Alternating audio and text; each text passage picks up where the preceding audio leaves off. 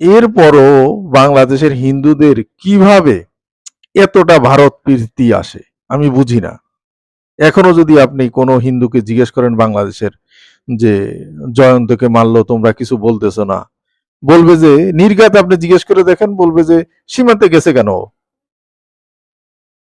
কতটা ভারত প্রীতি এদের, এদের মধ্যে। এরা বাংলাদেশের জনগণ, বাংলাদেশের জনগণ মেরে ফেলতেছে, আমরা তো বলি না যে এই ও সীমান্তে গেল কেন, ও হিন্দু কেন, ও হিন্দু মারছে দিয়ে কি হয়েছে, এইটা তো আমরা মনে করি না।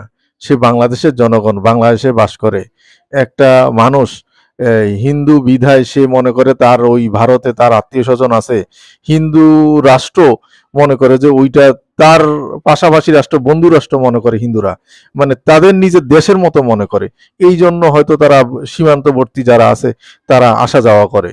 কিন্তু ইন্ডিয়ান বিএসএফ কিভাবে নির্দয়ভাবে দেখতেছেন যে একের পর এক বাংলাদেশের হিন্দুদেরকে বর্ডারে মেরে ফেলতেছে। কিন্তু বাংলাদেশের হিন্দুরা এখনো বুঝতেছে না এরা যে বাংলাদেশই ওদের দেশ। হ্যাঁ, ইন্ডিয়া আসলে ওদের দেশ না, বা ওরা দেশ মনে করলেও ওদেরকে ওরা ব্যবহার করে।